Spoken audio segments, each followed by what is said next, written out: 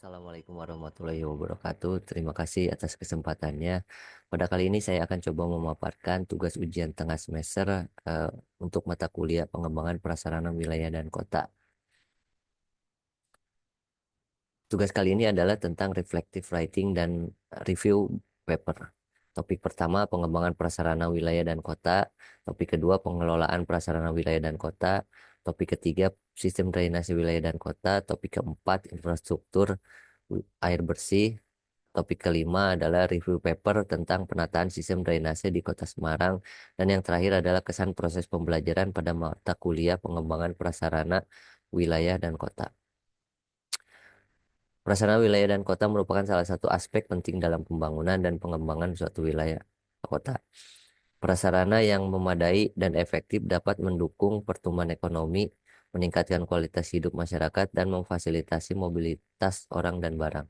Infrastruktur yang baik adalah kunci untuk mendukung pertumbuhan ekonomi dan meningkatkan kualitas hidup masyarakat, sehingga perencanaan dapat pengembangan infrastruktur harus menjadi prioritas utama dalam pembangunan wilayah dan kota. Proses pembangunan yang disertai dengan pengembangan teknologi yang cepat mengharuskan adanya pendekatan yang benar-benar tepat dalam program pengembangan SDM. Menurut Atmaja dan Mahali 2013. Menurut Kuznets 1966 mendefinisikan pertumbuhan ekonomi sebagai kenaikan jangka panjang dalam kemampuan suatu negara untuk menyediakan makin banyak jenis barang ekonomi kepada penduduknya. Nah, ini masuk ke topik pertama tentang pengembangan prasarana wilayah dan kota. Definisinya adalah ilmu pengembangan prasarana wilayah dan kota merupakan suatu ilmu disiplin yang berfokus pada perencanaan, pengelolaan, dan pengembangan infrastruktur fisik serta sistem sosial yang mendukung aktivitas kehidupan masyarakat dalam suatu wilayah dan kawasan perkotaan. Perencanaan yang baik dapat membantu menghindarkan konflik penggunaan lahan dan meningkatkan kesejahteraan masyarakat. Tujuan dari pengembangan wilayah dan kota diantaranya membangun pedesaan dan daerah tertinggal, mengurangi ketimpangan antar wilayah, memperkokoh kesatuan ekonomi nasional, menjamin akses terhadap perumahan yang layak, aman dan terjangkau, meningkatkan keselamatan lalu lintas, dan menjaga kualitas lingkungan. Ruang lingkupnya adalah menurut Tarigan 2015, pengembangan infrastruktur wilayah dan kota harus mempertimbangkan aspek ekonomi, sosial, lingkungan agar menciptakan keseimbangan antar pembangunan dan keberlanjutan. Menurut Joko Sujarto 1980 menyatakan bahwa dalam perencanaan wilayah lebih menekankan pada perencanaan fisik dan perencanaan ekonomi, meskipun perencanaan sosial juga tetap mendapatkan perhatian. Ruang lingkup utamanya adalah perencanaan dan pengembangan infrastruktur, tata ruang dan pengelolaan wilayah, kebijakan dan regulasi, pembangunan berkelanjutan, serta aspek sosial dan ekonomi. Peran strategis pengembangan prasarana wilayah dan kota yang pertama, mendukung pertumbuhan ekonomi, meningkatkan kualitas hidup, mendorong pembangunan berkelanjutan, mengurangi ketimpangan wilayah, meningkatkan ketahanan kota terhadap perubahan iklim, serta meningkatkan efisiensi dan inovasi. Sejarah perkembangan prasarana atau infrastruktur di Indonesia sejak kemerdekaan. Yang pertama periode prakemerdekaan, yang kedua periode Orde Lama atau 1945 sampai 1965, lanjut periode Orde Baru 1965 dan sampai 1998 hingga periode reformasi 1998 hingga sekarang. Perkembangan infrastruktur wilayah dan kota telah menjadi fokus utama pembangunan sejak kemerdekaan. Sejarah perkembangan infrastruktur di Indonesia dapat dibagi menjadi beberapa periode masing-masing dengan karakteristik dan fokus yang berbeda. Kebijakan pengembangan prasarana wilayah dan kota, kebijakan nasional, kebijakan infrastruktur kota, kebijakan infrastruktur wilayah, dan kebijakan lingkungan dan keberlanjutan. Nah, isu nasional dalam pengembangan infrastruktur di Indonesia antara lain adalah tentang pembebasan lahan, keterbatasan pendanaan dan pembiayaan infrastruktur, kemacetan lalu lintas, dan yang terbaru adalah pembangunan ibu kota negara Indonesia yang terbaru. Lanjut ke topik 2 tentang pengelolaan prasarana wilayah dan kota. Latar belakang pentingnya infrastruktur adalah Proses pembangunan yang disertai dengan perkembangan teknologi yang cepat mengharuskan adanya pendekatan yang benar-benar tepat dalam program pengembangan SDM, menurut Atmaja dan Mahali 2013. Infrastruktur memiliki peran kunci sebagai salah satu penggerak pertumbuhan dan pembangunan ekonomi. Sifat dan jenis infrastruktur yang diperlukan suatu daerah dipengaruhi oleh karakteristik alam dan pola persebaran penduduk yang khas pada daerah tersebut. Adanya infrastruktur akan meningkatkan pendapatan per kapita dan pertumbuhan ekonomi yang meningkat secara otomatis. Itu menurut Atmaja 2013. Sistem infrastruktur didefinisikan sebagai fasilitas atau struktur dasar peralatan instalasi yang dibutuhkan untuk berfungsinya sistem sosial dan sistem ekonomi masyarakat. Konsep serta pola infrastruktur menurut Grieg 1998 membagi infrastruktur dalam 6 kategori.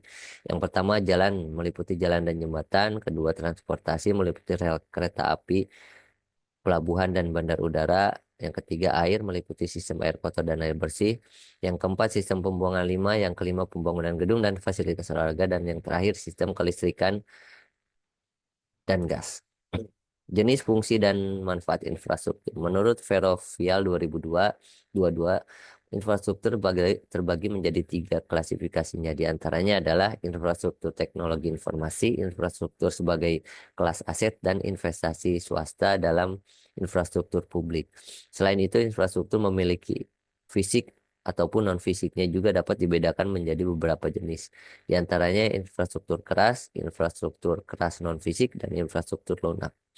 Infrastruktur berfungsi untuk memfasilitasi dan mendukung kelancaran kegiatan sosial dan ekonomi masyarakat, seperti distribusi barang dan jasa. Adapun manfaat dari infrastruktur adalah untuk bidang sosial, berperan sebagai sarana komunikasi, bidang ekonomi, sarana untuk melakukan kegiatan transaksi jual beli, dan sarana penghubung dalam melakukan distribusi produksi dan juga jasa. Serta yang ketiga adalah di bidang budaya, bermanfaat menjadi salah satu kebudayaan itu sendiri, misalnya saja rumah-rumah adat. Adapun pola pembangunan infrastruktur, yang pertama proradial, yaitu infrastruktur terpusat di di pusat kota dan menyebar keluar seperti jari-jari. Yang kedua pola grid atau jaringan, yaitu jaringan jalan dan utilitas dirancang menyerupai kotak, efisien untuk kota modern. Yang ketiga pola linier, cocok untuk kota-kota sepanjang garis pantai dan atau sungai, mengikuti bentang geografis. Yang keempat pola sentralisasi atau desentralisasi, mengatur keseimbangan antara pusat dan wilayah pinggiran untuk mengurangi kepadatan. Pola pembangunan infrastruktur wilayah dan kota dipengaruhi oleh beberapa faktor utama seperti topografi, kepadatan penduduk, kebijakan pemerintah. Setiap pola memiliki kelebihan dan tantangan tersendiri dalam implementasinya.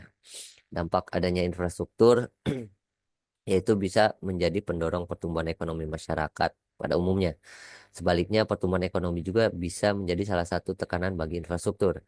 Dengan demikian, pertumbuhan ekonomi yang bersifat positif bisa mendorong peningkatan kebutuhan masyarakat akan berbagai macam infrastruktur. Peran infrastruktur di sini yaitu sebagai penggerak di sektor perekonomian dan bisa menjadi pendorong pengembangan sektor-sektor terkait hingga multi-peer. Pada akhirnya, hal itu akan memberikan lapangan bisnis yang baru dan memberikan nilai ekonomi bagi masyarakat secara umum. Kewenangannya ada pada cakupan-cakupan pemerintah pusat, pemerintah wilayah atau provinsi, dan pemerintah kabupaten kota. Selanjutnya kita masuk ke topik 3, yaitu sistem drainase wilayah dan kota. Definisinya menurut Suripin 2004, sistem drainase perkotaan mencakup saluran terbuka seperti sungai, kanal, serta saluran tertutup seperti gorong-gorong dan pipa, yang dilengkapi dengan infrastruktur pendukung seperti pompa, kolam retensi, dan sumber resapan. Sistem ini harus dirancang untuk mampu menampung debit air hujan berdasarkan periode ulang tertentu sesuai kebutuhan wilayah. Menurut Marsi 2017, sistem drainase yang baik tidak hanya memperhatikan aspek teknis pengaliran air, tapi juga harus mempertimbangkan aspek ekologis dan sosial. Dalam konteks perkotaan modern, pendekatan Sustainable Drainage System atau SUDS semakin relevan karena mampu mengurangi limpasan air permukaan dan meningkatkan resapan air ke dalam tanah. Fungsi jenis konsep serta pengelolaan dan penyediaan sistem drainase. Sistem drainase mempunyai fungsi untuk mengendalikan banjir, pencegahan erosi, dan peningkatan kualitas air melalui filtrasi. Sedangkan jenis sistem drainase ada yang alamiah, buatan, dan makro versus mikro drainase. Konsep eco drainage antara lain resapan biopori meningkatkan infiltrasi air tanah, rain garden area hijau penyerapan air hujan, dan detention pond kolam penampungan sementara. Sementara pengelolaan dan penyediaan sistem drainase ada tiga macam: perencanaan analisis, operasi dan pemeliharaan, serta regulasi atau peran pemerintah dalam penetapan standar drainase. Topik keempat tentang infrastruktur air bersih. Air bersih di sini didefinisikan sebagai air yang memenuhi persyaratan kesehatan, baik itu untuk minum, mandi, cuci, dan yang lainnya. Air yang bersih sangat dibutuhkan kehidupan manusia. Persyaratan kesehatan untuk air minum dan air bersih meliputi persyaratan bakteriologis, kimiawi, dan fisik menurut Waluyo 2009. Air dikatakan bersih apabila yang pertama terlihat jernih, tidak berbau, dan tidak mempunyai rasa. Sumber air bersih ada tiga, yaitu air hujan atau dari angkasa, air permukaan, dan air tanah. Ini berdasarkan Peraturan Pemerintah Nomor 16 2005 tentang pengembangan sistem penyediaan air minum. Konservasi air merupakan upaya pengelolaan sumber daya air untuk menjaga dan mempertahankan kelangsungan dan keberadaan sumber daya air agar tersedia dalam kualitas dan kuantitas yang memadai sesuai kebutuhan. Konservasi air dapat dilakukan pada sungai, waduk, rawa, cekungan air tanah, sistem irigasi, daerah tangkapan air, kawasan suaka alam, kawasan pelestarian alam, kawasan hutan, dan kawasan pantai. Erosi dan sedimentasi ada beberapa faktor yang menyebabkan dua hal tersebut. Yang pertama, pembukaan lahan dalam skala besar, drainase yang buruk atau tidak terencana, penggunaan lahan yang tidak terkontrol, intensitas hujan tinggi, tata guna lahan yang tidak sesuai tata ruang. Dampaknya penyumbatan saluran drainase, peningkatan risiko banjir, kerusakan jalan dan jembatan atau infrastruktur, hilangnya lapisan tanah subur, gangguan terhadap aktivitas sosial ekonomi masyarakat. Adapun cara strategis pengendalian erosi dan sedimentasi adalah pembangunan terasaring daerah lereng atau daerah miring, pembangunan cek dam dan pembangunan penahan tanah, pembangunan kolam sedimentasi. Kekeringan dan strategis pengolahannya. Kekeringan sebenarnya sukar untuk diberi batasan yang tegas karena kekeringan mempunyai definisi berbeda tergantung bidang ilmu, daerah, kebutuhan, dan sudut pandangnya menurut World Meteorological Organization 1974. Penyebab kekeringan ada 6, yaitu faktor meteorologi, faktor hidrologi, faktor agronomi, faktor prasarana sumber daya air, faktor penegakan hukum, serta faktor sosial ekonomi. Konsep penanggulangan kekeringan ada dibagi tiga, yaitu jangka pendek, jangka menengah, dan jangka panjang.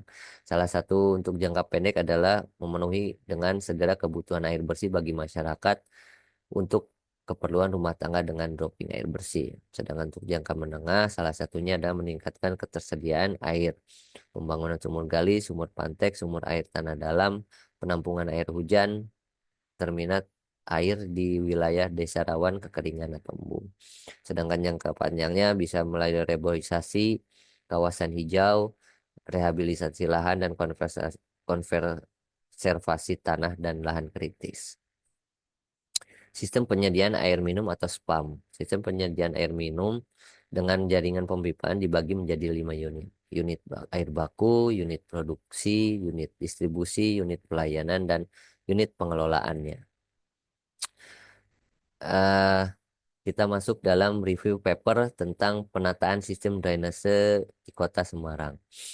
Dalam review ini, dalam paper tersebut, saluran drainase adalah salah satu komponen penting dalam perencanaan berkelanjutan dalam sebuah wilayah. Secara umum, drainase dapat didefinisikan sebagai fokus ilmu tentang pengkajian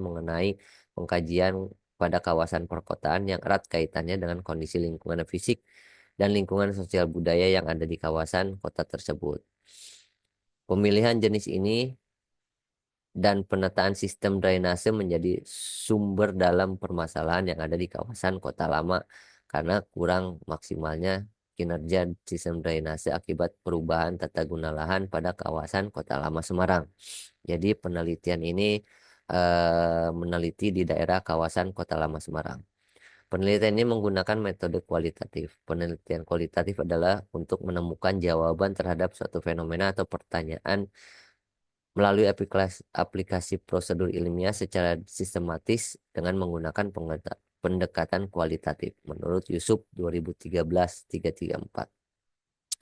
Metode analisis yang digunakan pada penelitian ini menggunakan analisis deskriptif yang bertujuan untuk menggambarkan secara langsung mengenai keadaan wilayah penelitian melalui analisis dan data-data yang telah dikumpulkan. Nah, dalam hasil analisis penelitian tersebut ada dua hasil analisisnya. Yang pertama, kondisi jaringan drainase. Sebagai jenis drainase yang ditetapkan di kawasan Kota Lama Semarang adalah jenis drainase tertutup. Namun seiring berjalannya waktu, jenis sistem drainase ini tidak berjalan maksimal karena kapasitas yang sudah tidak memadai dan adanya beberapa faktor sehingga memerlukan penataan ulang kembali di beberapa titik dan perlu ditingkatkannya kembali perawatan yang berkelanjutan untuk jenis sistem drainase tersebut. Konsep pengembangannya dalam penelitian ini adalah penulis menyusunkan konsep yang tepat untuk kawasan Kota Lama Semarang. Konsep yang digunakan adalah konsep sistem drainase yang berkelanjutan.